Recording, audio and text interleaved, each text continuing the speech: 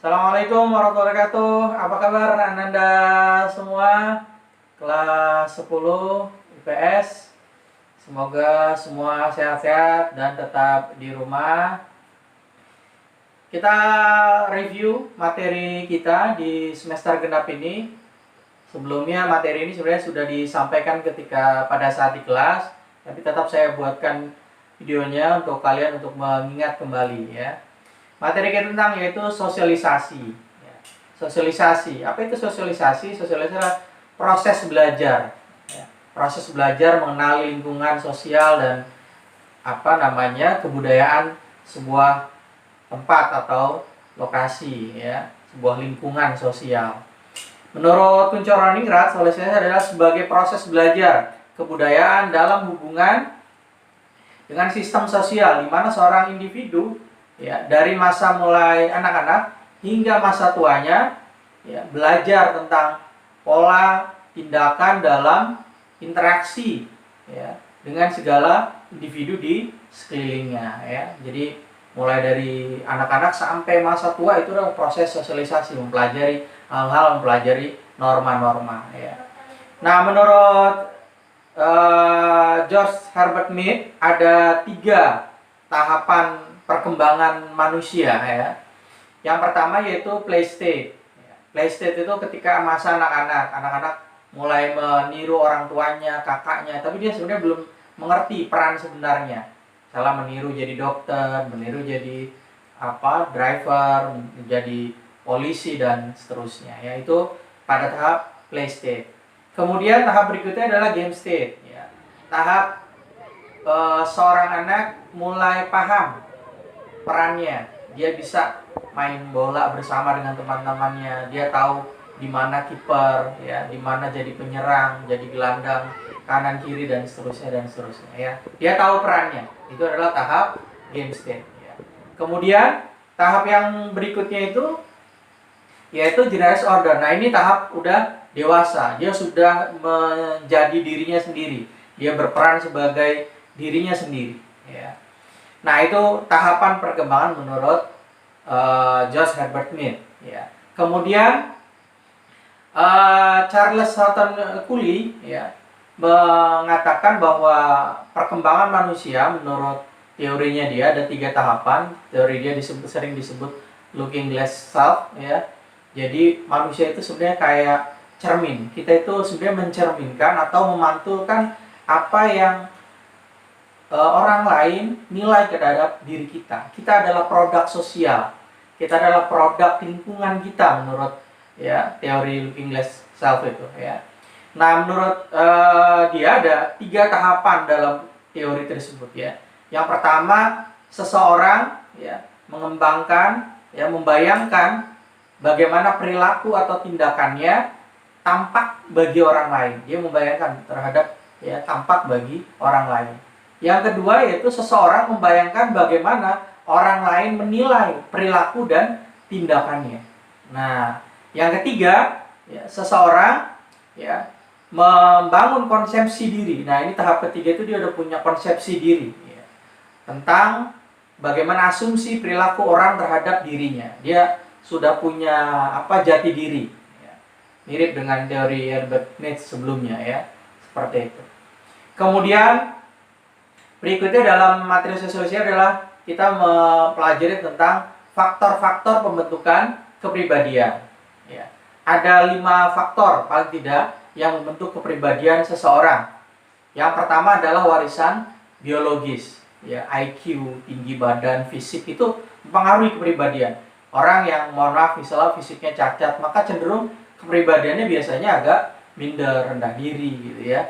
Nah, itu. Kemudian kalau yang fisiknya bagus, gagah, tampan, tinggi, biasanya lebih percaya diri. Jadi warisan biologis juga sangat mempengaruhi kepribadian seseorang.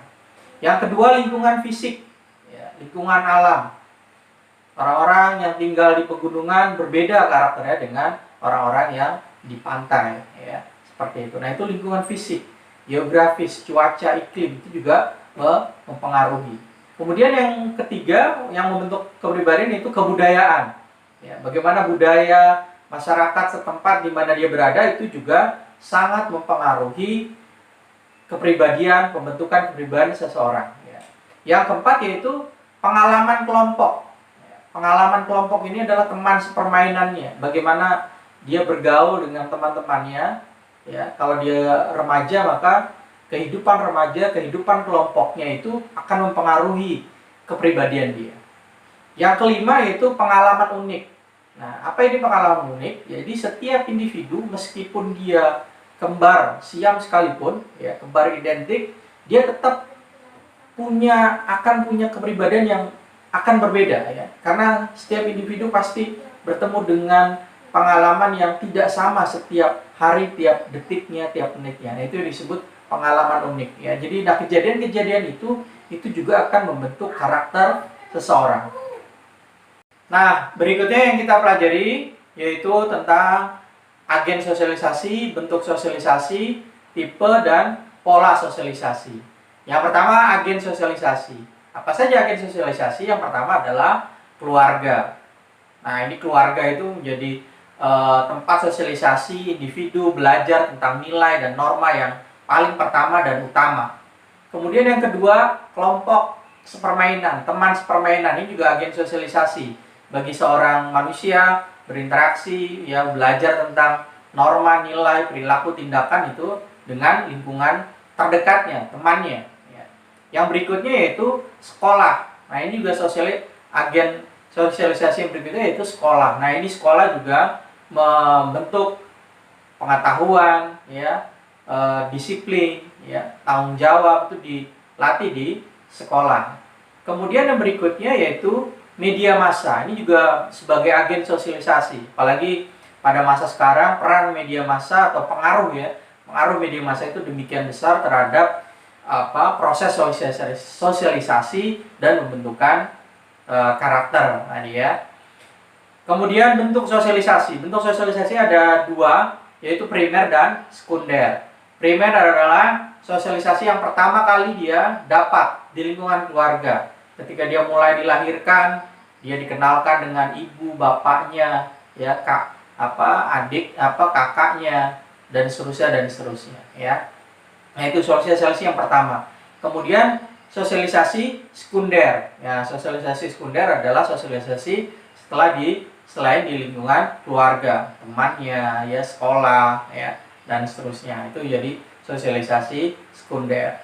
Kemudian tipe sosialisasi ada formal dan informal. Formal sekolah, ya, jelas aturannya, jam belajarnya, dan seterusnya. Ada tipe sosialisasi informal, yaitu di masyarakat, di teman, itu informal. Kemudian ada berikutnya pola sosialisasi, ada represif, ada partisipatoris, ya. Represif yaitu bersifat memaksa, ya, seorang anak maka dipaksa, kalau melanggar maka dihukum, itu namanya pola sosialisasi represif. Ada berikutnya itu pola sosialisasi partisipatoris, diajak dialog, ya. Jadi mengatur seorang anak, ya, itu dengan dialog, ya. Inginnya apa ditanyakan. Nah, itu namanya pola sosialisasi partisipatoris. Demikian video pembelajaran tentang sosialisasi dalam bab sosiologi kelas 10, ya. Semoga bermanfaat. Sampai ketemu di video-video pembelajaran berikutnya. Terima kasih. Assalamualaikum warahmatullahi wabarakatuh.